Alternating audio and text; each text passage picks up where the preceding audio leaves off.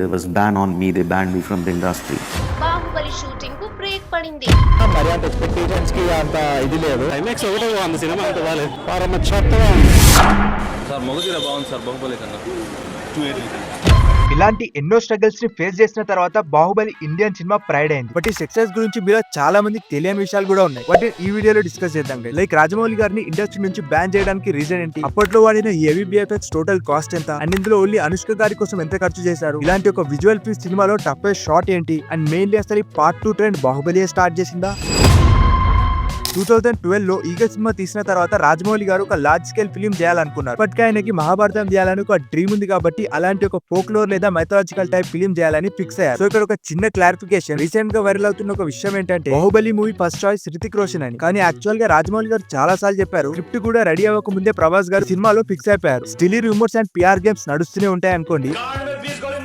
But Prabhas గారి సినిమాలో sign చేసిన తర్వాత ఫిలిం రిలీజ్ అవడానికి ఆల్మోస్ట్ 5 years టైం పట్టింది. అండ్ ఓన్లీ షూటింగ్ కి 1 year టైం అడిగితే ప్రభాస్ నవ్వి మీరు ఎన్ని రోజులు తీస్తారో మీకు తెలియదు డార్లింగ్, 2 సంవత్సరాలు నేను ఈ సినిమాకి నేను డేట్స్ ఇస్తున్నాను అన్నాడు. సో ప్రభాస్ గారు డేట్స్ ఇచ్చేసారు, ప్రొడ్యూసర్స్ రెడీగా ఉన్నారు. రాజమౌళి గారు కూడా కరెక్ట్ కాస్ట్ ని సెలెక్ట్ చేసేసారు. అలాగే సాబు సిరిల్ గారు, సెంథిల్ గారు అండ్ ఇంకా ప్రీవియస్ ఫిల్మ్స్ లో వర్క్ చేసిన చాలా మంది బెస్ట్ టెక్నీషియన్స్ ని ఈ సినిమా కోసం రాజమౌళి గారు తీసుకున్నారు. దెన్ July 6, 2013 బాహుబలి సినిమా ఫస్ట్ డే షూటింగ్ స్టార్ట్ అయింది. అండ్ ఇక్కడ ఇంట్రెస్టింగ్ విషయం ఏంటంటే రాజమౌళి గారు ఫస్ట్ షూట్ స్టార్ట్ చేసింది పార్ట్ 2 లో వచ్చే దర్బార్ సీన్ తో. అమరేంద్ర బాహుబలి క్యారెక్టర్ ఎలా చేయాలనేది కూడా ప్రభాస్ గారికి ఒక్క సీన్ లోనే అర్థమైందట. కానీ ఇంత ఈజీగా షూట్ అయితే కంప్లీట్ అవ్వదు కదా. 1 week లో దర్బార్ సీన్ మొత్తాన్ని షూట్ చేసేసిన ఫుల్ ఫిల్మ్ షూట్ చేయడానికి 3 years టైం పట్టింది.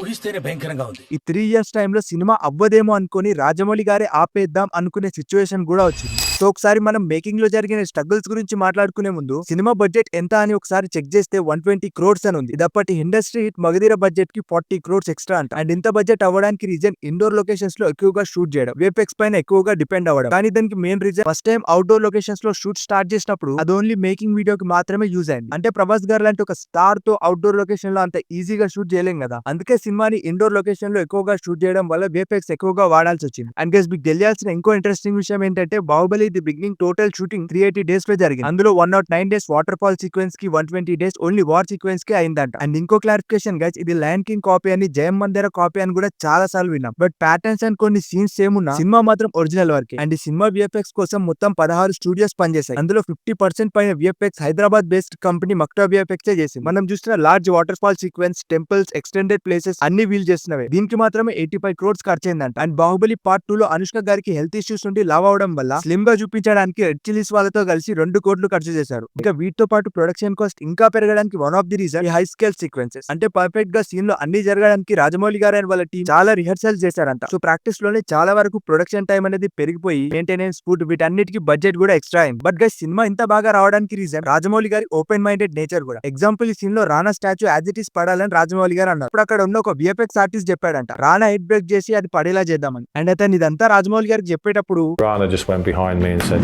yeah, use my head as a bowling ball. But seriously guys Baahubali సినిమా మాత్రం ఒక pure visual story telling masterpiece. ఈ విజన్ ని లైఫ్ లోకి తెచ్చింది DOP సెంథిల్ కుమార్ గారు. ఆయన రీసెంట్ గా ఒక ఇంటర్వ్యూలో చెప్పారు బాహుబలిలో most toughest sequence Shivagami orders him to kill దగ్గర నుండి like the talk between Anushka and Shivagami sequence was challenging to me. అంటే ఆ పార్ట్ లో యాక్షన్ అవుట్ స్కేల్ కాదు, వాళ్ళ ఎమోషన్స్ ని లైట్ అండ్ విజువల్స్ ద్వారా ఫీల్ చేయించడం, like pain, loss and silence ని విజువల్స్ లో కన్వే చేయడం ఆయనకి హార్డెస్ట్ పార్ట్ అనిపించిందంట. స్టిల్ ఇంత ఎఫర్ట్ తో కష్టపడి తీసిన బ్యాన్లు ఇవన్నీ దాటుకొని వచ్చిన ఈ విజువల్ మాస్టర్ పీస్ కి ఇనిషియల్ టాక్ మిక్స్డ్ గా ఉంది. ఇండస్ట్రీ వాళ్ళు కూడా దీన్ని ప్రిడిక్ట్ చేయలేకపోయారు. కానీ అది జనాలకు ఎక్కడానికి పెద్ద టైం ఏం పట్టలేదు. నెగిటివ్ టాక్ ఉన్నప్పటికీ word of mouth slowly spread అయింది. ఆడియన్స్ ఎమోషన్స్ కి కనెక్ట్ అవ్వడం స్టార్ట్ అయింది. ఎస్పెషల్లీ కట్టప్ప బాహుబలిని చంపడం అనే క్లిప్ యాంకర్ తర్వాత క్రేజ్ పీక్ వెళ్ళిపోయింది. అయినా రాజమౌళి గారు కూడా ఆల్మోస్ట్ 3 days వరకు బిలీవ్ చేయలేదండి మూవీ వర్క్ అయిందని. అండ్ ఇప్పటికీ బాహుబలి ఎఫెక్ట్ ని మనం చూస్తున్నాం. అంటే ఇప్పుడు ప్రతి సినిమాకి పార్ట్ 2 అయిపోయింది కదా. కానీ ఇక్కడ మనలో చాలా మందికి ఉన్న ఒక మిత్ ఏంటంటే పార్ట్ 2 ట్రెండ్ అనేది SSR స్టార్ట్ చేశాడని. బట్ నిజానికి నో గైస్, అది ముందు నుంచే ఉంది. రక్త చరిత్ర లాంటి ఫిలిమ్స్ ఆల్రెడీ స్టోరీని 2 parts గా డివైడ్ చేసి రిలీజ్ చేశాయి. కానీ అవి లిమిటెడ్ రేంజ్ లో మాత్రమే వర్క్ అయ్యాయి. రాజమౌళి గారు మాత్రం బాహుబలితో ఆ ఐడియాని పాన్ ఇండియా లెవెల్లో ఎలివేట్ చేశారు. ఎస్పెషల్లీ ఫస్ట్ హాఫ్ ఎండింగ్ లో కట్టప్ప బాహుబలిని ఎందుకు చంపాడు అనే క్లిప్ యాంగర్ ఇండియాలో సినిమా వాచింగ్ స్టైల్ ని మార్చేసింది. ఆ మూమెంట్ ఆడియన్స్ ని 2 years హోల్డ్ చేసి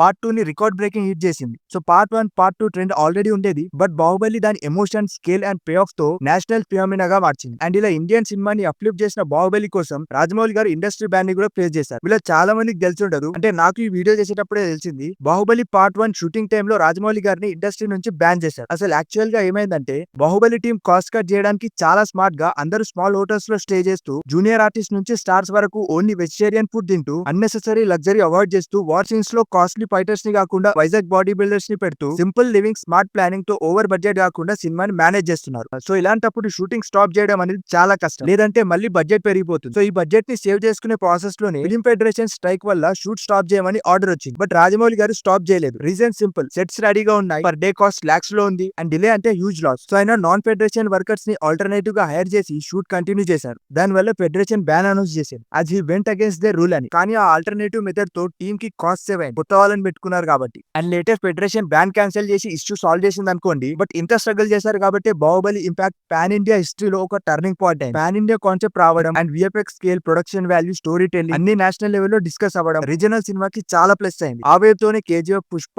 RRR, కాంతారా, సలార్ లాంటి ప్రాజెక్ట్స్ బర్తాయి. Visuals, promotions and release planning లో కూడా స్టాండర్డ్స్ చేంజ్ అయ్యాయి. Every director and producer Baahubali range లో చేయాలని డ్రీమ్ చేయడం స్టార్ట్ అయింది. అండ్ ఈవెన్ లేటెస్ట్ గా వచ్చిన కన్నప్ప కూడా బాహుబలి ఇన్స్పిరేషన్ తోనే వచ్చింది. అండ్ మీరు ఈ వీడియో చూసేసరికి బాహుబలి ఎపిక్ వచ్చేసి ఉంటుంది. మీలో చాలా మంది కూడా ఆల్రెడీ చూసేసి ఉంటారు. సో ఎలా అనిపించిందో మీ ఎక్స్పీరియన్స్ ఒకసారి కామెంట్ చేయండి. అండ్ ఈ ఛానల్ ఇది first long form video guys, మీకు నచ్చిందని అనుకుంటున్నాను. సో మీకు నెక్స్ట్ ఏ టాపిక్ పైన వీడియో కావాలో కామెంట్ చేయండి. ఛానల్ కి సబ్స్క్రైబ్ చేసుకోండి and thank you for watching.